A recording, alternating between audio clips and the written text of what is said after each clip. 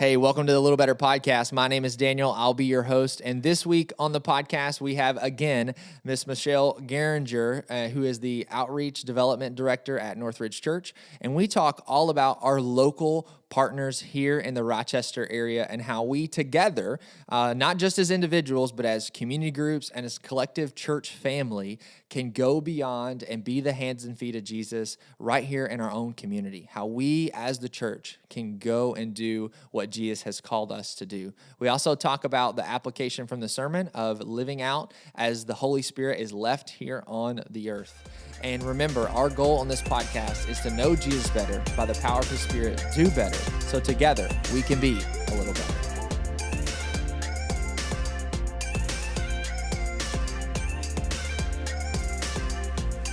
Hey, welcome to Go Beyond episode week 3. If on the week of this relaunch, it's like Christmas. So I hope you have your gifts ready. If not... CVS is open. CVS, if you need to buy on Christmas Walgreens, morning, CVS will be open. That's sad. Yeah. Makes me sad. That they're open Yeah. on that? Yeah, it does. I used to work at CVS, so I know. Reminisce. Reminisce on this podcast. Well, hey, we also finished up Heaven Invades this past Sunday. And give us a 1-minute recap of Heaven Left on Earth.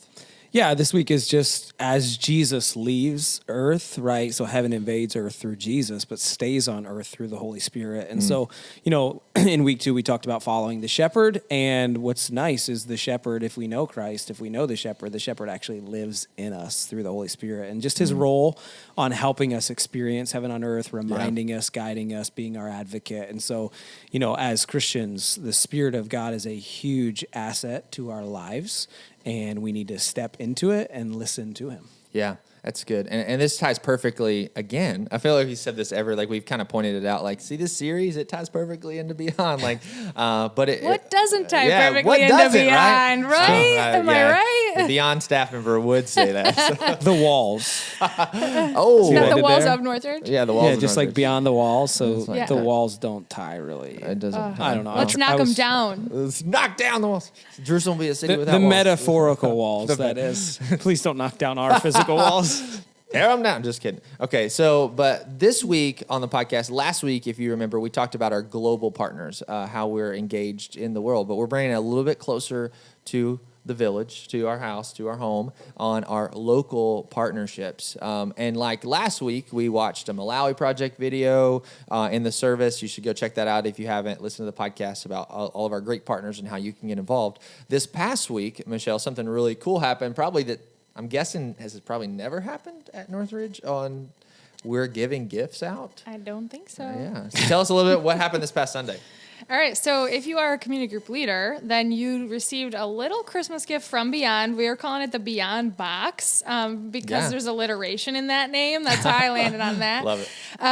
And basically, the intention of this box is if you are a community group leader, you've probably been sitting around at some point and said, man, I want our group to serve, but do you guys know where we could go or how we could do it? What are the needs right now? And I think sometimes that conversation, that's about where it ends. It's the roadblock right That's there. a good idea. Huge roadblock. We should do that. We want to do that, but what do we do? And so this Beyond Box is designed for you. And the intention of the box is to give you a little information and a whole lot of opportunities to, as a group, decide something that you could do to serve in our community in Rochester. And there's also a couple things that are global as well in the box. So ways that you can serve as a group together inside the box. I love that. And you gave us instructions as community group leaders to not open the box, right? That is right. They will know if you've opened it. Yeah. Because it's wrapped. Is it re-wrappable? I don't know. So wait,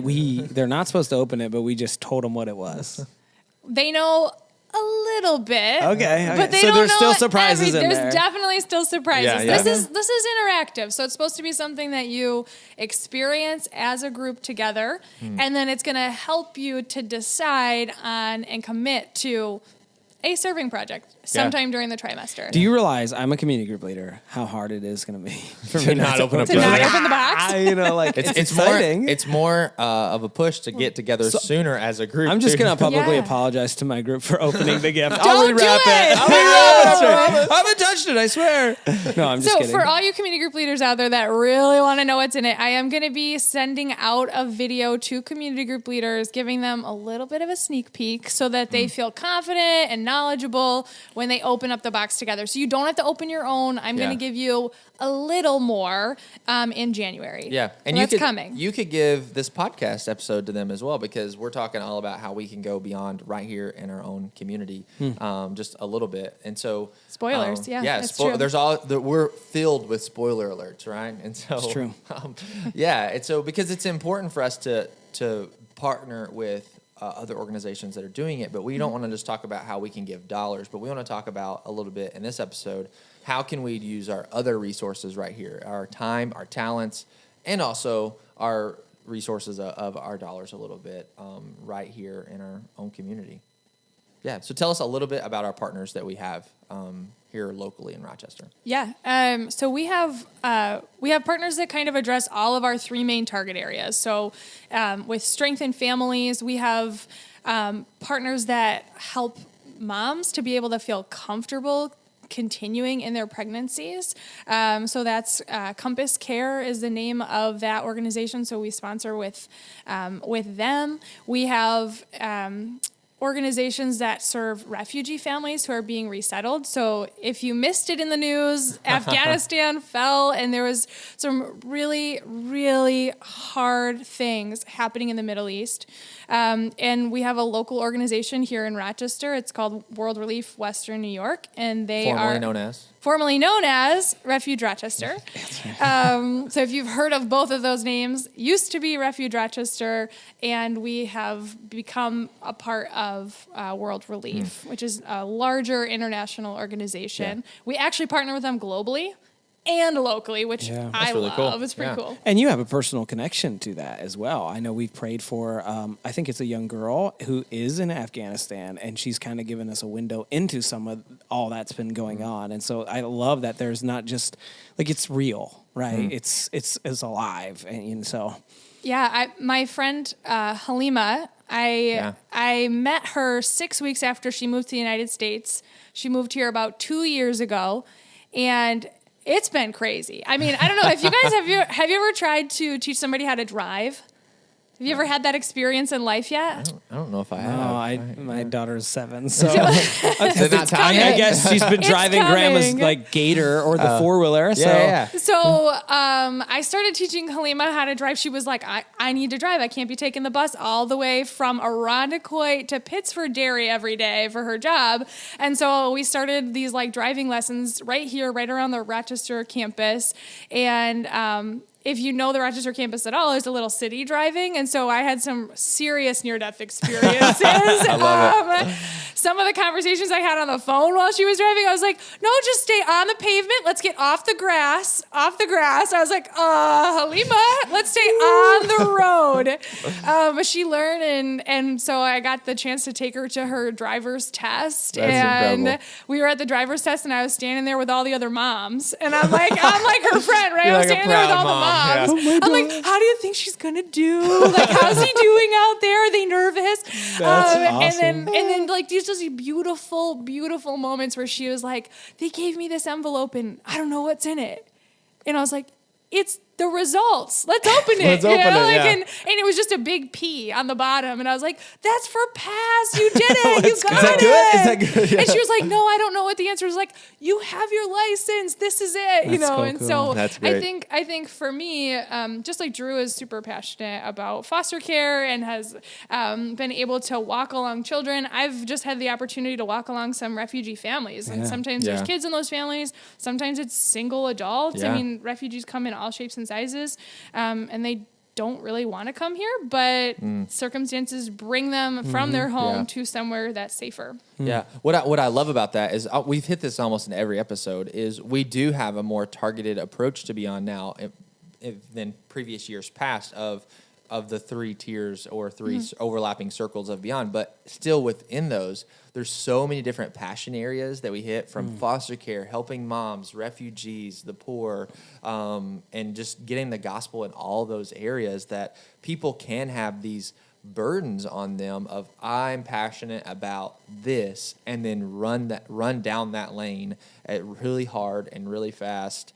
partnering with these organizations and build relationships. And in a church our size, right, that we can, people are going to find that lane and run in it. And I think it's important that we have different options. Some people in our church are really passionate about the abortion issue, and Compass Care is a great place to serve. Some people are passionate about injustices like racism, and there's places for people, refugees. Like, I just love that there are multiple different angles to Beyond in a church our size, where you can have multiple people chasing after their passion, their niche, whatever you want to call it, and going beyond the walls of our church. And what's interesting is, the deeper you walk, like we talked last week about like this pool analogy, like dive off the deep end, right? The deeper you go, you end up running into all the other ones. That's and it's so true. almost impossible to say, well, this organization only strengthens families and they don't seek justice. It's almost impossible to say. Yeah. And so you end up doing all 3 of those things as you walk deeper. And as you walk into foster care, you find out that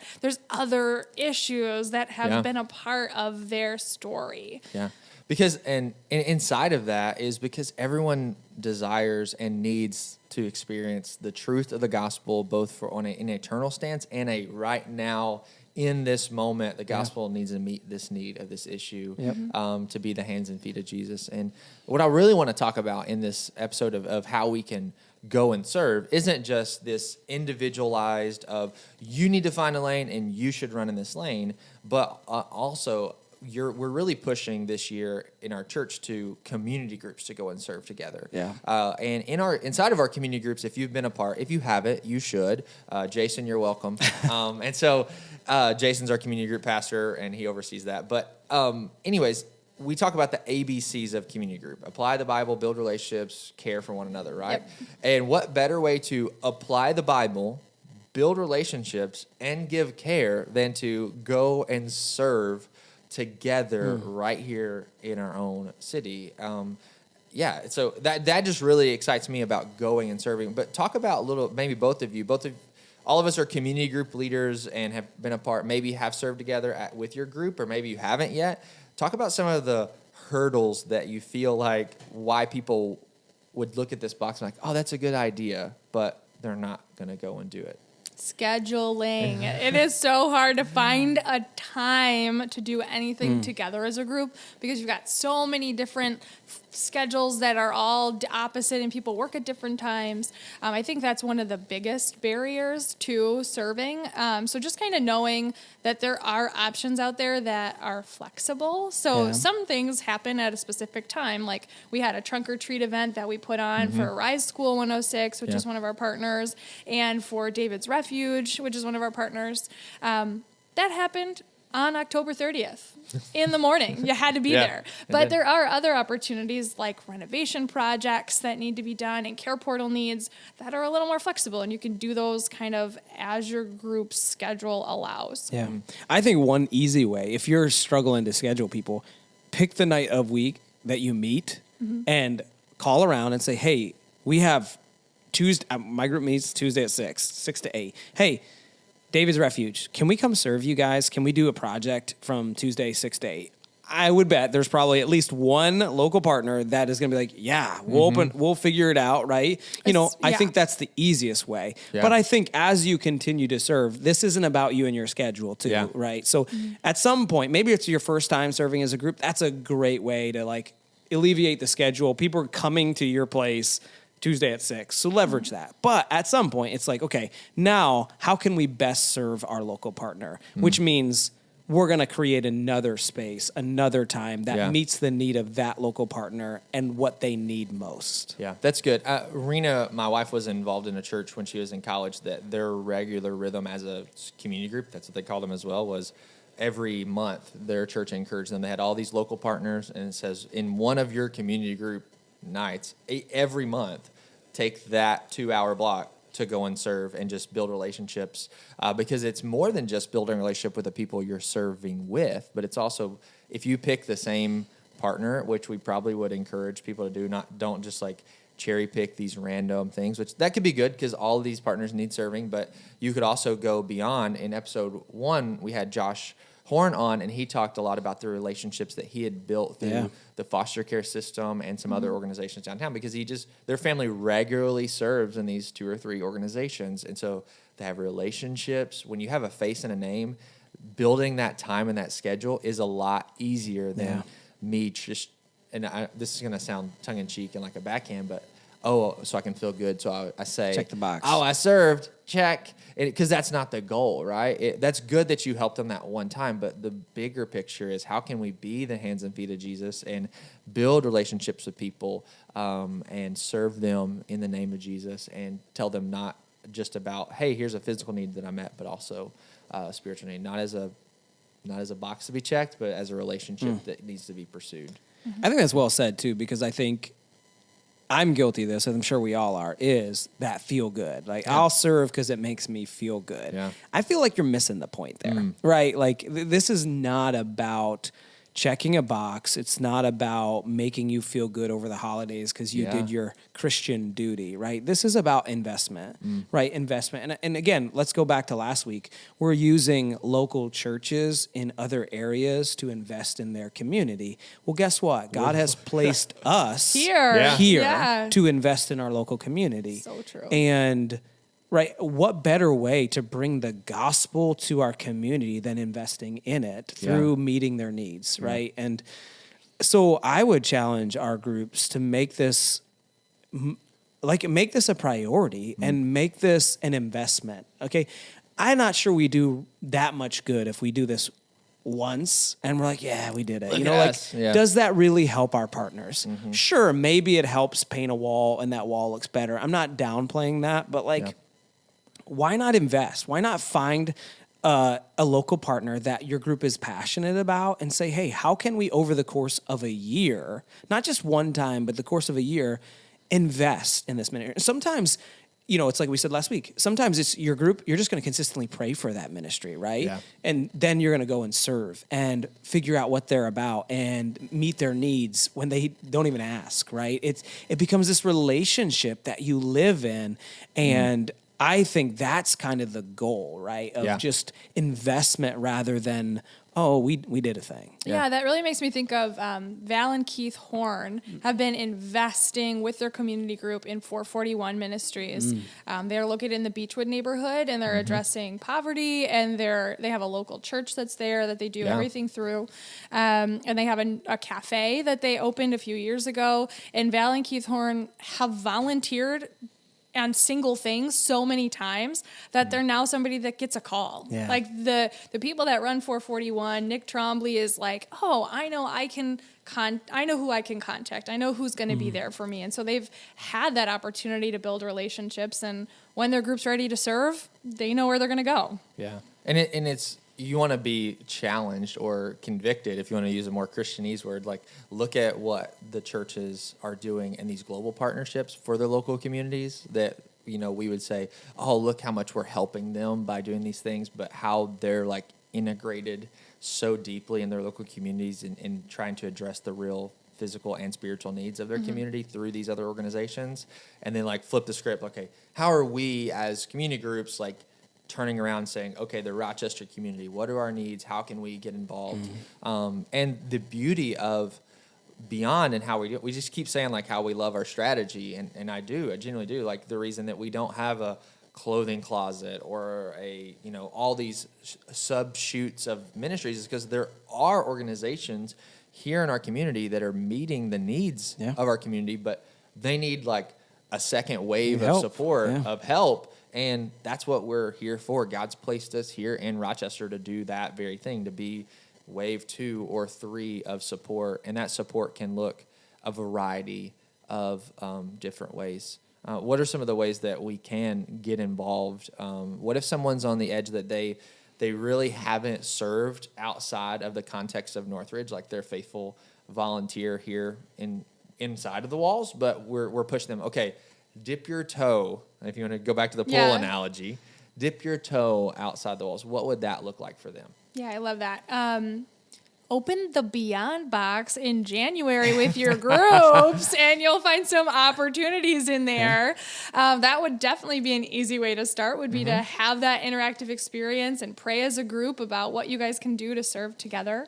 Another option would be, I think the Care Portal team is really easy to access as far as knowing what your next step really is.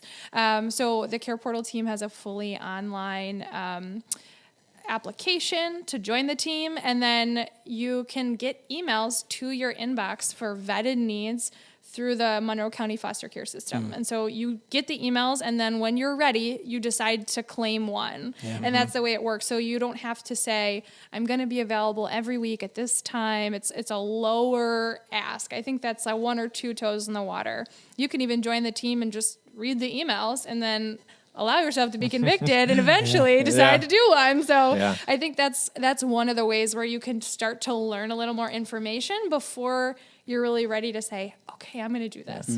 I think overcoming the fear too. I think for people who haven't served, they have this fear of like, oh no, what am I going to be doing, and how big of an ask, and am I going to, I've had that fear before, right? Like the first time I, did some serving, I'm like, oh, what is this going to look like? I don't know. Is this going to be daunting? I'm going to be overwhelmed.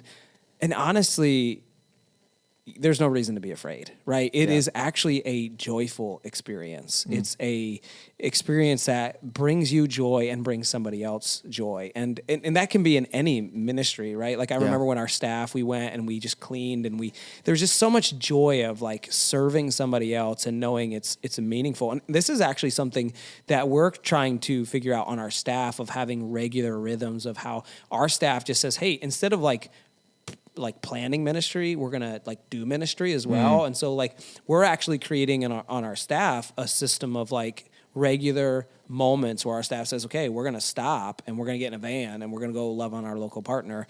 We've done that historically once a year, but we're going to try to get it in our calendar 2 to 3 times a year, where we're not just saying, hey, we should do this, but like we're modeling the way and we're leading the way in it. Yeah, applying the Bible and building relationships isn't just for community groups; it's also for families and for our staff. Yeah. It's for and care. Those are you forgot the C. Oh well, don't tell Jason. And let me dip the toe even lighter in the sand. Like we talked about, just getting that news. Like interrupt your normal schedule. Like they have social media, they have email chains. Like all of our local partners, just get on that. You talked about the Care Portal. Like get those emails, and when those needs are constantly in front of you, you'll eventually like say, okay, now it's my turn. Another one is like 441 Ministries has a coffee and like bakery type sandwich shop. New City Cafe. New City Cafe, New City right? Cafe. It's a cafe and roastery. Yeah, it's a cafe and roastery. Like if you're a coffee drinker, buy coffee from there, or go buy. Or give your gift card from them. Yeah. Right. Instead of how many Instead of times do we running to give out a Starbucks. Starbucks gift card? Yeah. Stop doing that. Give a New City Cafe gift card out. I know a really popular thing to do, at least like my family, I know like my parents and Rena's parents, they'll go and buy like a stack of gift cards to give out to different people, like the mailman or whatever the case may be they have. And it's really sweet. It's like, but we commonly go and buy blank commercial, gift cards because, everybody uses that. Well, if people are coffee drinkers, just buy the New City gift card if they're here locally. And just as a point of reference, we all like, is it going to be good coffee? We've been there, and it's really good coffee. Yeah. You're not downgrading your coffee level. It's really good. They make the lattes, the fancy drinks. They make good sandwiches too. Like I've do. had many lunch meetings or something like their sandwiches are good. They even have swag if you just want like clothing or sweatshirts or stuff. They have that too. Yeah, that's just another like, okay, dip your toe by consider your ways of how you live your life. And just so you know, those purchases allow 441 to have a revenue stream so that they're able to be a little bit more self-supporting. And they hire people from the community in the cafe. And so they have internship program where they allow people from the community to learn some real on-the-job skills and then have the chance to have gainful employment. And then that kind of leads to involvement with 441 and them becoming more a part of the community. Yeah, I love that so much. What about getting a little deeper? So, like, if you're not talking, we talked about dipping our toe in the water, getting that information, interrupt your rhythms. What about moving more downstream of making serving maybe not this one-time event, but what are some practical ways that maybe we can say on a normal basis we want to be involved in these communities, organizations? I think it's exactly what you said earlier, relationships. So when you get to know particular people, I think that starts to take you deeper and make you somebody who gets the phone call when something goes down or when there is an emergent need. You would be the one that would hear about it first. And so I think for some of our partners, for instance, with World Relief with Refugees, there's a program where you can befriend a family. And so when the time comes to sign up for school, you might get a text that says like, okay, now how do I do this? How do I navigate all these different things? Or where do I buy a Christmas tree from? I've never done that before, right? How would I shop online? How do I find a computer? How do I drive a car? There's good. So many different things that you don't think about and that organizations just don't have time for to help orient a family. So I think that would be like a deep end kind of thing, but gives so much joy and you're just living life together. Yeah, I love that. Another opportunity would be with David's Refuge. So just so you know, David's Refuge serves families that have kids with disabilities or that have kids with terminal illnesses.